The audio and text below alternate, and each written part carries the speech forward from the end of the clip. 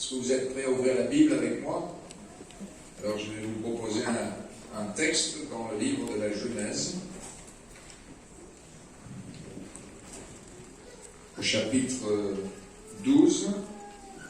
On va voir quelques réflexions sur la vie de cet homme qui s'appelle Abraham.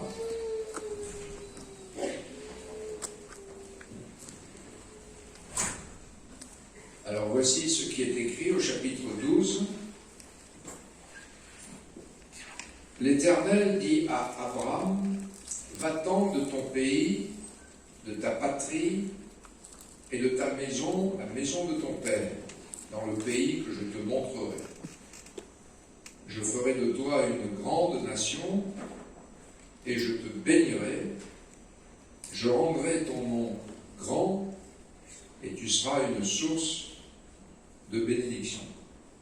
Je bénirai ceux qui te béniront et je maudirai ceux qui te maudiront. Et toutes les familles de la terre seront bénies en toi. Abraham partit comme l'Éternel le lui avait dit, et Lot, son neveu, partit avec lui. Abraham était âgé de 75 ans. Au verset 10, il y eut une famine dans le pays, et Abraham descendit en Égypte pour y séjourner. Et au chapitre 13, verset 1er, Abraham remonta d'Égypte vers le midi, lui, sa femme et tout ce qui lui appartenait, Lot avec lui. Abraham était très riche, etc., etc. Amen. C'est fort intéressant de lire dans toute la Bible, bien sûr la Genèse, mais aussi dans d'autres passages de la Bible, tout ce qui concerne Abraham. Abraham étant une figure, et particulièrement une figure de la foi. L'apôtre Paul dit ceci, qu'il est notre Père à tous, devant Dieu en qui il a cru. Et puis dans un autre passage, celui de Jacques, il est dit, Abraham crut à Dieu, et il fut appelé ami de Dieu. C'est quelqu'un de spécial qui est appelé ami de Dieu. Jamais Abraham a dit « je suis l'ami de Dieu ». Mais c'est Dieu lui-même, dans Ésaïe 41, verset 8, qu'il appelle Abraham, mon ami. Et nous découvrons quelque chose de fort intéressant dans le livre des Chroniques, puisqu'il est dit que Abraham était celui qui aimait Dieu. Quelle est la preuve que nous aimons Dieu? Jésus a dit « celui qui m'aime gardera ma parole ». Mais pour garder la parole de Dieu, il faut d'abord la recevoir. Vous avez vu dans le passage que nous avons lu, Abraham était âgé de 75 ans lorsque pour la première fois de son existence, il entend la voix de Dieu. Qu'a-t-il fait avant? On ne le sait pas. On sait, oui, qu'à un moment donné, son père est parti en direction de Canaan, mais on n'en sait pas plus. On sait qu'il habitait à Ur, en Chaldée. Aujourd'hui, on pourrait géographiquement situer cette zone en Irak, n'est-ce pas? Mais à un moment donné, cet homme entend la voix de Dieu. Cette voix qui est mentionnée ici. Va-t'en de ton pays, de ta patrie, de ta maison, dans le pays que je te montrerai. Et nous découvrons ici l'appel d'Abraham. Quand vous appelez quelqu'un, vous faites quoi? Dites-moi. Georges, est-ce que tu dois appeler quelqu'un, tu ferais quoi? J'imagine que tu dois m'appeler, tu fais quoi? Ouvre la bouche. Ah.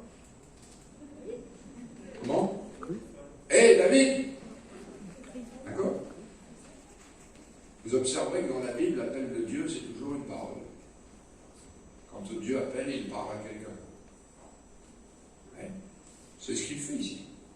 Il entend la voix de Dieu. L'Épître aux Hébreux nous dit ceci, que Abraham obéit à Dieu en partant vers un pays qu'il devait recevoir en héritage. Et la Bible ajoute ceci, dans Hébreux, c'est par la foi que Abraham partit. La foi, ce n'est pas une intuition.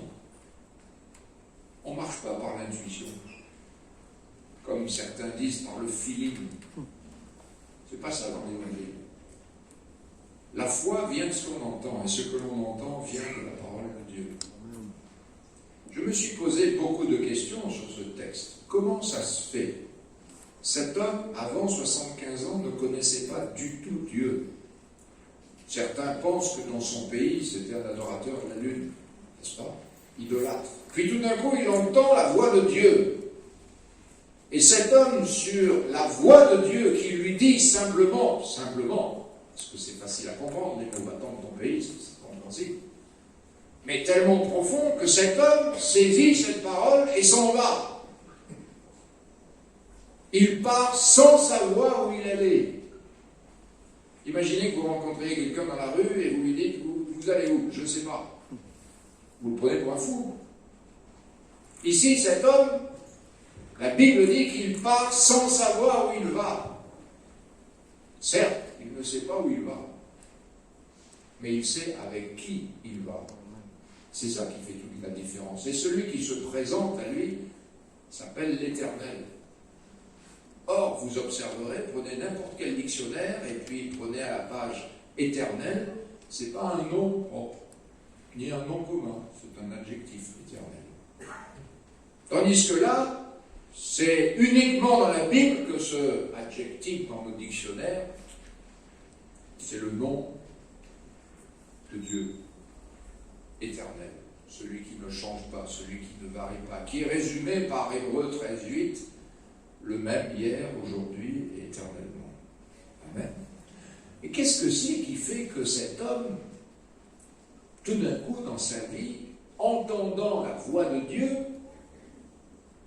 part, sans savoir où il allait, avec uniquement sa confiance dans cette phrase, va-t'en de ton pays, de ta patrie, de ta maison. Comment ça se fait? Eh bien, je vais vous le dire.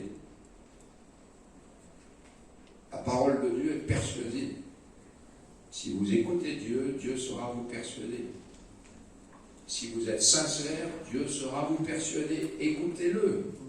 Le prophète disait ceci, Jérémie disait, tu m'as persuadé et je me suis laissé persuader. Dieu dit, je t'instruirai, je te montrerai la voie que tu dois suivre, j'aurai le regard sur toi. Peut-être vous êtes un sceptique, c'est possible. Peut-être c'est difficile à croire, c'est possible. Venez écouter Dieu. Et Dieu vous persuadera. Alléluia. Il vous convaincra. Cette parole vous convaincra de péché, de justice et de jugement. Alléluia. C'est pourquoi cet homme de la Bible, au psaume 119, dit, quand sa vie est exposée, il dit, je n'oublie pas ta parole. Cette parole, elle est de Dieu, elle est vivante, efficace, plus acérée que n'importe quelle épée à double tranchant. Elle pénètre jusque dans l'âme et l'esprit, elle juge les sentiments et les pensées. Elle affranchit, Jésus a dit, celui qui écoute ma parole et qui croit, il a la vie. Alléluia. C'est pourquoi Jésus a dit, allez prêcher par tout le monde entier. Cette parole, elle est puissante, c'est une semence. Et dès qu'elle est reçue, elle porte ce qu'elle contient. Gloire à Dieu. Je n'ai pas exactement la date quand a vécu Abraham. Peut-être c'est David, c'est 1000 ans avant Jésus. Moïse, c'est encore 1000 ans, 2000 ans, peut-être Abraham, 3000. Allez, quelques années près. 3000 ans après ce récit. 3000 ans après ce récit. Abraham va encore parler. Il parle encore 3000 ans après, dans l'Évangile. Et il dit exactement ce qu'il a toujours vécu dans sa propre vie. Et il va répondre à un homme qui est passé de l'autre côté, à un homme qui est présenté comme l'homme riche. Et il va lui dire ceci, ils ont Moïse et les prophètes, qu'il les écoute.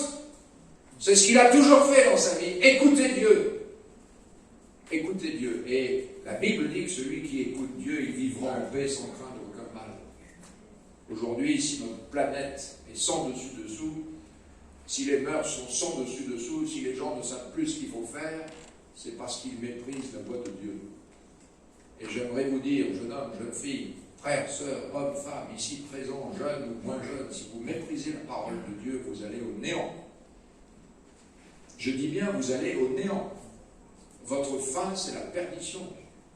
Vous dites, je suis jeune, j'ai encore du temps, vous n'avez rien du tout devant vous. Vous ne savez pas ce que demain peut enfanter. Tandis que celui qui écoute ma parole, dira le Seigneur, il vivra tranquille sans craindre aucun mal, avec une espérance qui dépasse cette vie de tous les jours. Abraham obéit. La Bible dit qu'il partit comme l'Éternel lui avait dit. C'est beau cette foi-là. Il quitte tout sur la parole de Dieu. Dieu a dit, c'est vrai. Dieu a dit, c'est vrai. Il fuit le monde pour entrer dans un héritage qu'il ne possède pas encore, mais qu'il possède quand même, parce que Dieu le lui dit. Et si vous voulez recevoir quelque chose de Dieu, il faut écouter Dieu, parce que c'est par sa parole que Dieu nous donne ce qu'il nous dit. Et parce qu'il crut à Dieu, il devint héritier des promesses qui s'obtiennent par la foi, c'est-à-dire des promesses qui s'obtiennent quand Dieu me dit quelque chose et je dis Amen. Parce que tout est oui en Jésus. Alors je dis Amen. Ce que Dieu me dit, il ne peut mentir. Souvent on dit, tout est possible à Dieu, rien n'est impossible à Dieu. Mais il y a une chose qui est impossible à Dieu. Il est impossible à Dieu de mentir. Voilà. Dieu ne peut pas mentir. Dieu ne pouvait pas mentir à Abraham. Quand il dit, je te donnerai le pays, même si Abraham, pour l'instant, ne le voit pas parce qu'il est encore loin, c'est à lui. C'est à lui. Dieu l'a lui donné par sa parole. Il devient un résident temporaire, un voyageur, mais en tout quittant et en marchant dans la volonté de Dieu, il entre de plus en plus en possession des promesses de Dieu. Alléluia. Son appel repose sur une parole de Dieu. Il ne connaît pas le pays de la promesse, mais en obéissant à la parole de Dieu, il va entrer de plus en plus en possession de ce que Dieu lui a dit, malgré les épreuves, les oppositions et les luttes. Qu'est-ce qu'a dit Jésus? Écoutez bien, parce que ce sont des passages que nous connaissons par cœur, on les met en chanson, mais quand on en a besoin, on les oublie. Jésus a dit, quiconque entend de moi ces paroles. Les paroles de Jésus, elles sont où, frères et sœurs? Elles sont où? Vous n'entendrez jamais Dieu vous parler si vous fermez la Bible.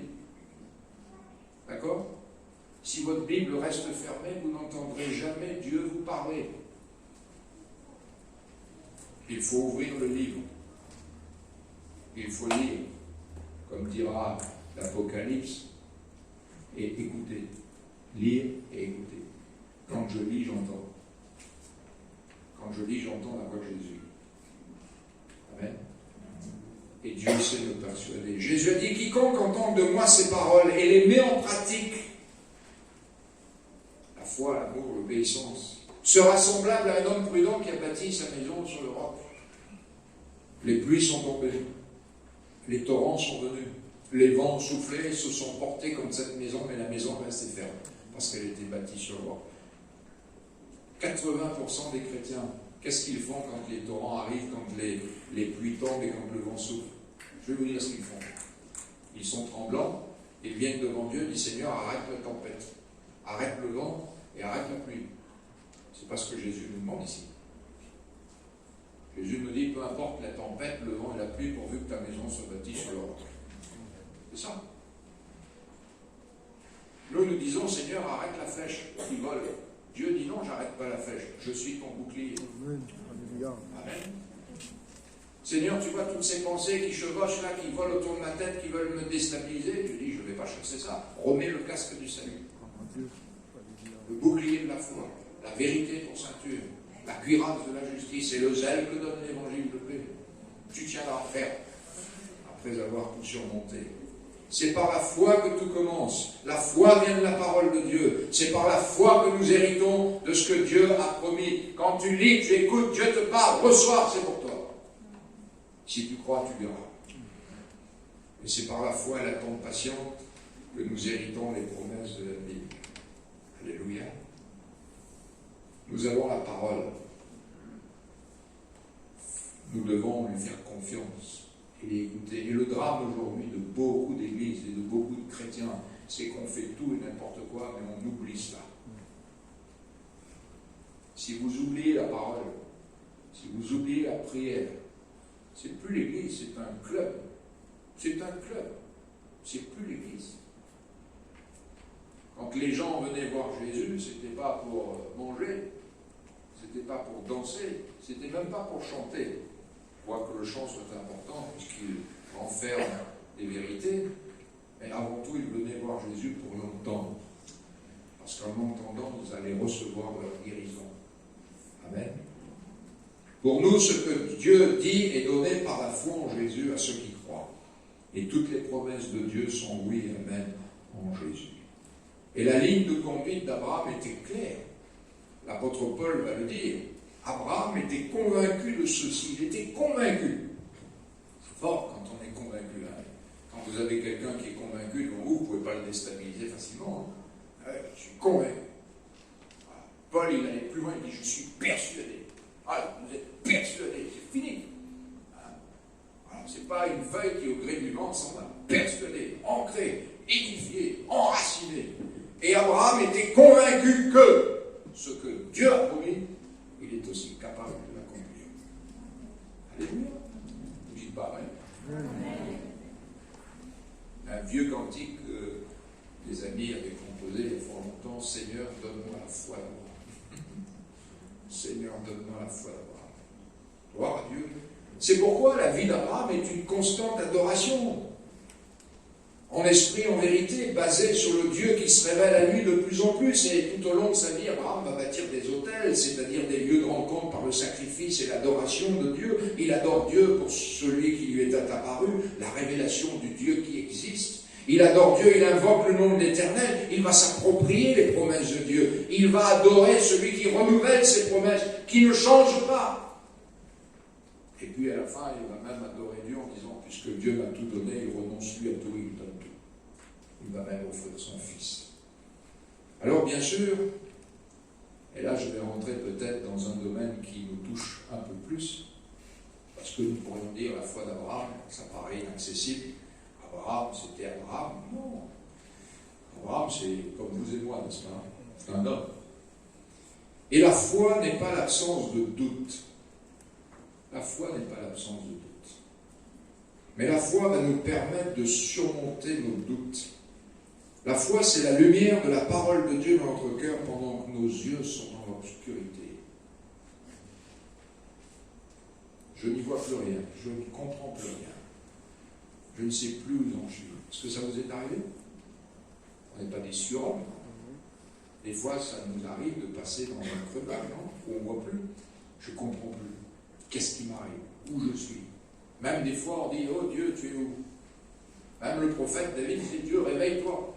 Alors qu'il n'avait pas compris que Dieu ne dort ni ne sommeille. Hein, celui qui garde son peuple. Mais ça nous arrive. Tout d'un coup, il y a l'épreuve de la foi. La foi est prouvée.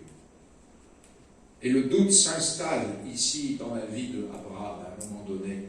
Vous avez vu, il a eu une famine. Et qu'est-ce qu'il a fait? Il est parti en Égypte. On dirait que Jésus vivra la même chose. Je ne crois pas qu'il y ait eu une famine pour Jésus, mais Jésus a eu faim. Et de toute manière, quand il y a la famine, vous avez faim aussi. Vous voyez? Ce n'est pas un péché d'avoir faim. Ce n'est pas la convoitise de la chair ici. Ce n'est pas l'orgueil de la vie. Ce n'est pas la convoitise des richesses. C'est quelque chose de légitime d'avoir faim. C'est un besoin physique. Vous voyez? Et au milieu de cette nécessité humaine, même dans un domaine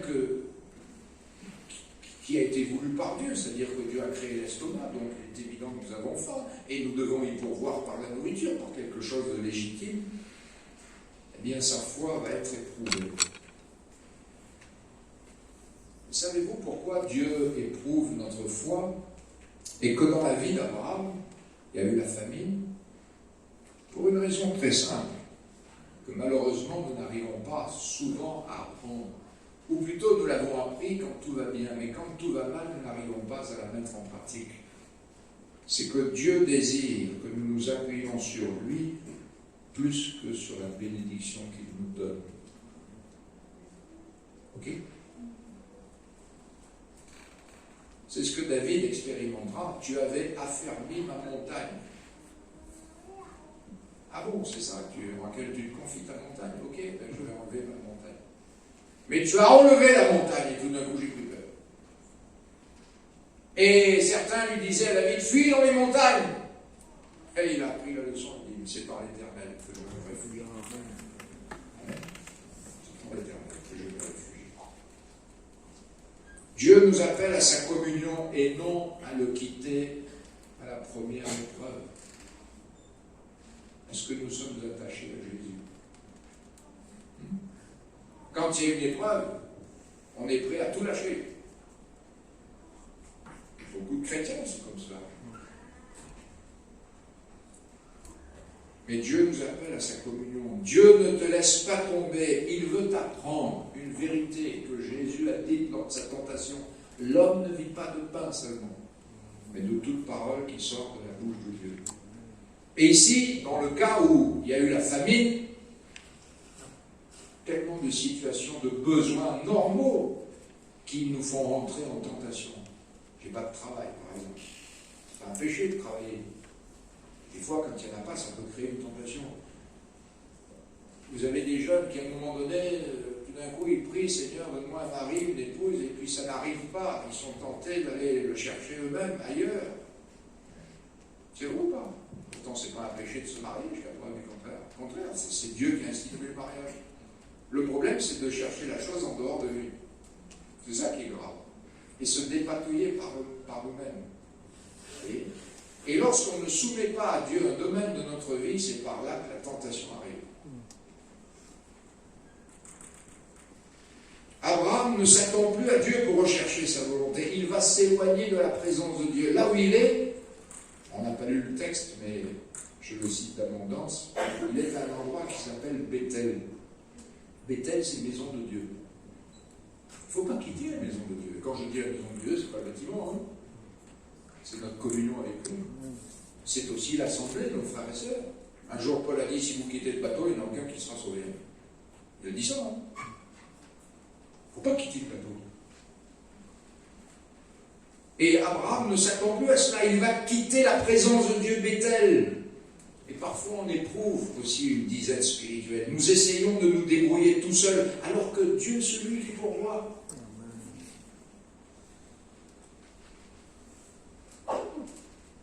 Il aime Dieu, mais il a la crainte de manquer de pain. Ne me dites pas qu'il renie le Seigneur, il ne renie pas Dieu. Et il y a combien de gens que l'on rencontre, je n'ai pas abandonné Dieu, je n'ai pas oublié. Pas oublié. Non, ils n'ont pas oublié. Ils l'ont délaissé, parce qu'ils voulaient se dépatouiller par eux-mêmes. Et son cœur est inquiet. Bien sûr, quand il y a le besoin, le cœur est inquiet, non? Hein? Je suis sûr qu'en ce moment, il y a des sœurs qui sont inquiètes parce que les magasins, il n'y a plus d'huile. Comment je fais pour m'arranger saucisse? Il n'y a plus d'huile. Vous faites sans huile. Mais on s'inquiète pour pas grand-chose. Vous voyez? On est habitué. Vous savez, nous, ici à l'île de la Réunion, on est dans le confort. La persécution, on ne connaît pas. Il y en a qui sont persécutés pour Jésus? Non, on est persécuté peut-être par le cholestérol, oui. Pas plus, hein. On n'est pas persécuté. On vit dans un confort. Et dès qu'on sort de ce confort, la preuve. On a tous connu ça pendant le dernier cyclone. Hein. Tout d'un coup, pendant 3-4 jours, on n'avait plus d'électricité. Ça vous est arrivé? Et là, on est dépassé. Qu'est-ce qui arrive? Oui, parce qu'on est tellement habitué à avoir l'électricité qu'on ne peut plus vivre sans. Mais avant, il y a longtemps, on avait les bougies Sacré-Cœur. Hein. Et on ne s'inquiétait pas. Vous voyez? Mais dès qu'on sort du confort, tout d'un coup, ça nous affole. On ne sait plus où on en est. Pourtant, on sait que ça va revenir. On s'affole. Voilà. Abraham va descendre en Égypte. Il descend. C'est pour ça que j'ai lu ces 2 versets. Descendit en Égypte et après il remonta. Il est descendu. J'observe que le chemin qui conduit au monde est facile. Parce qu'il descend toujours. Ce n'est pas le chemin de la foi. Vous observerez que pendant tout ce temps, relisez ces passages, Dieu ne lui parle plus. C'est un temps où il se dirige par lui-même. Ses raisonnements, ses initiatives ne sont plus objectifs, sont très charnels. Il va vivre dans le charnel. Il a oublié, ou il a mis un petit peu en parenthèse ce que Dieu lui a dit. Et le problème, je vais vous dire, le grave problème, écoutez bien parce qu'il y a des leçons pour nous, c'est qu'en faisant comme il fait, écoutez bien, il entraîne toute sa famille avec lui. Il entraîne toute sa famille avec lui. Et ça va lui coûter cher. Il vit un moment de peur pour sa vie. Il use de tromperie. Oh, il ne va pas mentir. Il va faire simplement un demi-mensonge. Il va se compromettre pour se protéger lui-même aux dépens de son épouse. Il vit une déchéance. Quand on lit l'histoire, il a vécu Bethel, la maison de Dieu. Savez-vous où il va se retrouver? Dans le palais d'Égypte. Bien sûr, la maison comparée à un palais, extérieurement, le palais c'est formidable. Ah oui, le look est différent. Et vous savez, je vais vous dire ceci, chers frères et sœurs, apprenez la leçon, c'est qu'au milieu des gens du monde, on peut facilement renier son maître, comme Pierre l'a fait. La preuve, il va établir un stratagème. Parce qu'il arrive en Égypte, mais il a la trouille. Pas pour les autres, pour lui.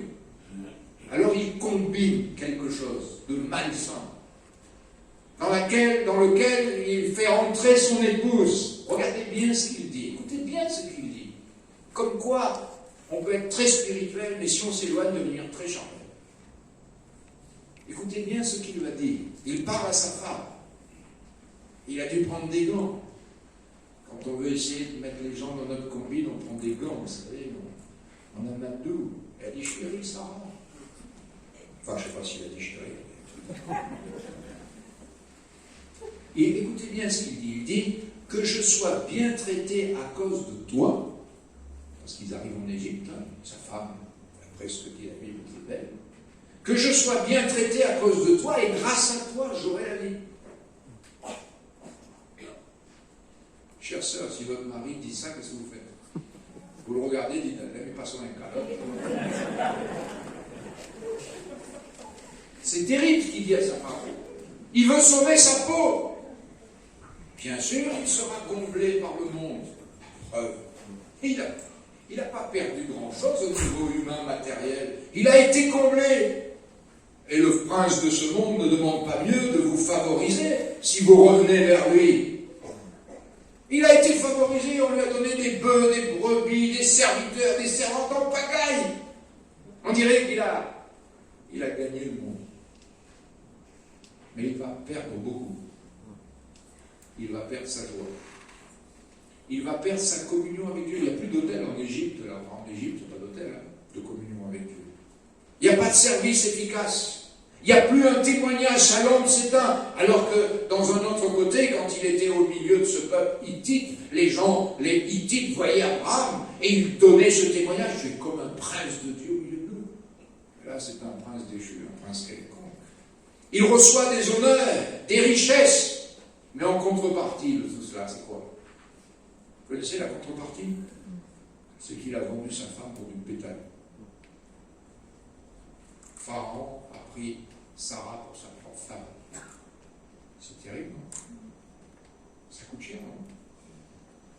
De s'éloigner de ce que Dieu dit, ça coûte cher. Qu'est-ce que Dieu dit? Qu'est-ce que Dieu fait connaître? Si vous vous éloignez de ça, vous allez le payer très cher.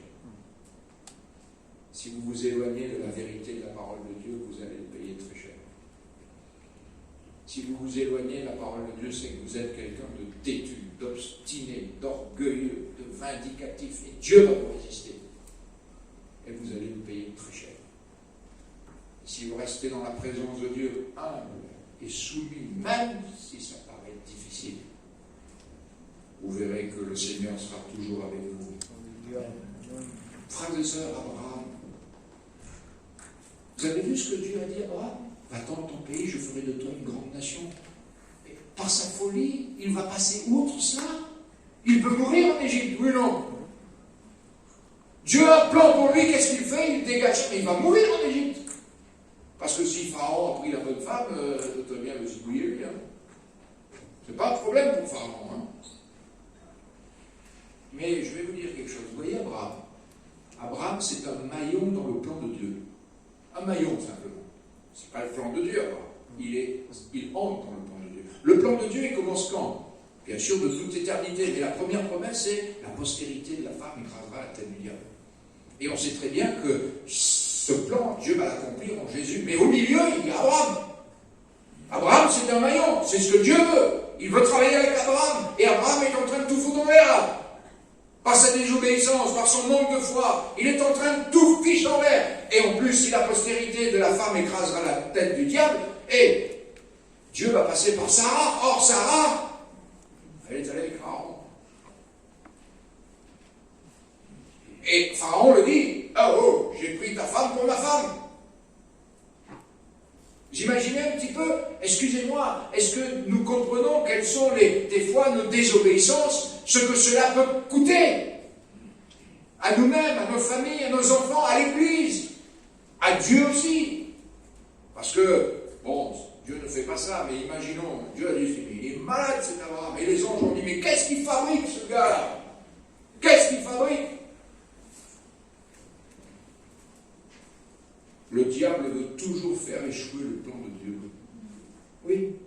Observez depuis la Genèse, Adam et Ève jusqu'à Jésus, il veut toujours faire échouer le plan de Dieu. Et même encore aujourd'hui, par la persécution de la postérité, il veut faire échouer le plan de Dieu. Mais c'est le dessein de Dieu qui s'accomplit toujours. Et Dieu va revendiquer ses droits sur celui qui lui appartient. Et Dieu revendique ses droits sur l'Église.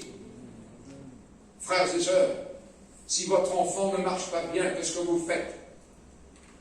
Dites-moi. Ah, vous faites rien. Ben, si vous faites rien, votre gamin qui vient de naître, si vous faites rien, il va se retrouver en prison. Vous le conseillez, vous l'exhortez, s'il faut, vous le corrigez, oui ou non? Eh bien, Dieu sait ce qu'il va faire. Il va frapper Pharaon, son peuple, de grandes plaies à cause de Sarah. Bien sûr, ici, Dieu a frappé Pharaon, mais vous savez, la Bible dit en hébreu que Dieu nous corrige. Et quand nous corrigeons nos enfants, c'est à l'échelle humaine. Et quand Dieu corrige, c'est à l'échelle divine. Autant l'amour de Dieu est à l'échelle de Dieu, autant la correction est à l'échelle de Dieu. Et oui. Et pourquoi il le fait? Pour nous tuer? Il ne le fait pas pour nous tuer, mais pour nous amener à la sainteté. Alléluia. Pourquoi vous corrigez vos enfants? Bien sûr, aujourd'hui, les lois disent qu'il ne faut plus donner une fessée à nos enfants sous peine que nous savons justice, l'assistance sociale, ben, qu'ils élèvent leurs propres enfants. Moi, quand ils viennent me voir, je leur mets le livret de famille sous les yeux. Les parents se doivent l'éducation de leurs enfants. Voilà. Et des fois, malheureusement, certains n'arrivent plus à comprendre quand vous leur parlez avec douceur, donc il faut être un peu plus sévère, sans les tuer, bien. D'accord? Mais en ramenant dans la rectitude. Alléluia. Moi, j'avais mon père, il était juste. Quand il fallait féliciter, il félicitait. Quand il fallait corriger, Et avec mon père, je vais vous dire une chose, il ne fallait jamais répéter, lui faire répéter 3 fois la même chose. C'était à vos risques et périls. Première fois, il le disait. Je ne sais pas, peut-être qu'il avait appris ça de Dieu, parce que c'est assez rare que Dieu répète plus de 3 fois la même chose. La première fois, il le dit. La deuxième fois, il pensait que nous n'avions pas compris. Et la troisième fois, il disait, ils ne veulent pas comprendre. Vous voyez? Alors, ça comprenait mieux avec la main de M. Cizon, pour ceux qui s'en rappellent. Voilà, c'était quand même assez important. Mais quand il fallait féliciter, il félicitait aussi. Frères et sœurs, il faut chercher le royaume de Dieu et sa justice, et tout sera donné par-dessus. Si nous acceptons les avantages de ce monde, le diable nous le fera payer très cher. Il vaut mieux être pauvre avec Christ que riche sans lui. Abraham apprendra la leçon. Il va apprendre la leçon. Parce que lorsqu'un jour le roi de Sodome essaiera de lui donner beaucoup de richesses, il dira, garde tout, même un lacet de souliers, je n'en veux même plus. C'est Dieu qui sera sa récompense. Alléluia. Je vais vous dire quelque chose. Quelqu'un un jour a dit ceci, ne laisse pas ce que tu vois ou ce que tu vis actuellement te faire oublier ce que Dieu a dit. Peut-être que tu vis dans une situation difficile, n'oublie pas ce que Dieu dit. Parce que ce que Dieu dit est plus grand que ta situation. même s'il faut tout perdre, garde toujours la ligne de vie qui est la foi. Vous savez, quand il y a les alpinistes qui montent sur les montagnes, là, ils ont leur petit sac, ils ont leur téléphone, enfin, ils ont la ligne de vie. Ils sont prêts à tout perdre. Le téléphone tombe, c'est pas grave. Le sac tombe, c'est pas grave. Mais la ligne de vie est toujours là. Garde toujours la foi. Garde les yeux fixés sur Jésus. Après cette épreuve, Abraham remonte. Il remonte d'Égypte, il va où? Il n'a pas avancé d'un pas, il est descendu. Il est obligé de revenir au point où il était descendu. Et comme il a quitté la maison de Dieu, il revient à la maison de Dieu, exactement à l'endroit où il avait quitté le Seigneur. Il revint à l'autel de la prière, de la consécration, de la restauration. La Bible dit, souviens-toi d'où tu es tombé, et repens-toi, c'est-à-dire reviens là. C'est vrai que Dieu peut tout nous redonner. Exemple du fils prodigue. Le Père lui a tout redonné. Il y a une chose que Dieu ne pourra jamais nous redonner. C'est le temps que nous perdons. Nous aurons perdu beaucoup de temps. Abraham remonte. Ce séjour va laisser des traces, parce que toutes les richesses qu'il aura acquises en Égypte vont être une source de conflit dans la famille. Oui. Tout ce qu'il a vécu en Égypte, il a ramené qui de l'Égypte? Agar. Même encore aujourd'hui, on a des soucis avec Agar. Abraham retrouve le point de départ, Bethel. Il pourra à nouveau compter sur le secours de Dieu. Bethel, c'est le lieu où on va être restauré. C'est là où Abraham et son épouse remontent pour restaurer leur foyer. Oh, ça ne devait pas être facile de savoir que sa femme avait été avec Pharaon. Compliqué, c'est là à Bethel que le foyer sera restauré. C'est là à Bethel qu'ils pourront affronter le futur, des épreuves, qu'ils seront forts dans la prière et qui pourront rapporter des combats. Alléluia. C'est là, à Bethel. Abraham retrouve le point de départ, Bethel. Dieu va renouveler ses promesses et il le fait revenir à la grandeur de sa vocation et des promesses de départ. Et Dieu lui réitère ses promesses. Savez-vous pourquoi? Parce que Dieu ne se repent ni de ses dons, ni de ses appels. Et la Bible dit que si nous sommes infidèles, Dieu demeure lui. Amen. Amen. Et je termine en vous lisant ce verset de Hébreux. Il est dit, confessons notre espérance sans faiblir, car celui qui a fait la promesse est fidèle. Veillons les uns sur les autres pour nous inciter à la charité et aux bonnes œuvres. Ça, c'est important, l'Église, de veiller les uns sur les autres. Oh frère, on avance, on s'exhorte, on se motive, fais pas ça, allons-y. Il n'y a que les orgueilleux qui ne veulent pas ça. Mais les blessures d'un ami prouvent sa fidélité. Les conseils d'un ami sont sages. Oh Dieu. N'abandonnez pas le rassemblement. La Bible dit n'abandonnez pas votre assemblée. N'abandonnez pas le rassemblement. Le corps de Christ. Si ma main quitte mon corps, qu'est-ce qu'elle fait? Elle meurt. Elle meurt. Et quand on parle d'église, on ne parle pas du bâtiment, mais de l'ensemble de ceux qui ont cru, on est vitalement, spirituellement attachés les uns aux autres, même si pour la société, nous sommes des individus, mais dans l'Église, ça n'existe plus. Nous sommes un. Exhortons-nous mutuellement, cela d'autant plus que nous voyons le jour s'approcher. Et puis l'apôtre Paul exhorte, souvenez-vous des premiers jours. Oh, vous avez persévéré. Vous vous souvenez des premiers temps de votre conversion? Vous vous souvenez quand vous étiez zélés, fervents, mettez tout de côté pour venir, pour célébrer Jésus, tout était rien regardant à Jésus-Christ. Alléluia. Et puis après, l'habitude fait lassitude. Revenez à ça. Revenez avec enthousiasme à ces choses. N'abandonnez pas votre assurance qui comporte une grande récompense pour une raison simple. Et l'apôtre Paul le dira, c'est écrit 4 fois dans la Bible, mon juste vivra par la foi. Amen. Et cette foi, elle vient de la parole de Dieu. Alléluia. Avez-vous compris quelque chose? Tout le monde? Sinon, on peut recommencer. Le frère Bernard et Huguette mangeront le gâteau un peu plus tard. Alors, si vous avez compris quelque chose, vous êtes heureux. Alléluia. À une condition. Que vous le pratiquiez. Voilà. Que Dieu soit béni. Allez, on se lève, on rend grâce à Dieu et puis on va pouvoir se séparer. Puis on nous a demandé aussi de prier pour la maman de la sœur Ida, là, qui est très fatiguée avec sa situation d'Alzheimer.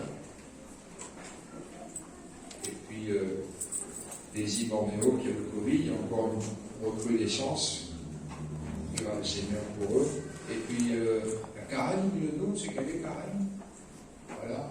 On m'a demandé de te souhaiter un bon anniversaire de la part de toute l'Église. Dieu te bénisse. Seigneur, je te rends grâce pour tes bienfaits. Gloire à Dieu. Alléluia. Amen. Merci Seigneur, garde-nous fidèles jusqu'au bout. Ce ne sont pas nos exploits, nos œuvres que tu vas féliciter. Mais un jour tu nous diras, c'est bien, bon et fidèle serviteur. Gloire à Dieu. Coûte Alléluia. que coûte, quoi qu'il arrive. Oui. Seigneur, nous voulons rester fidèles à ta parole, à ton nom.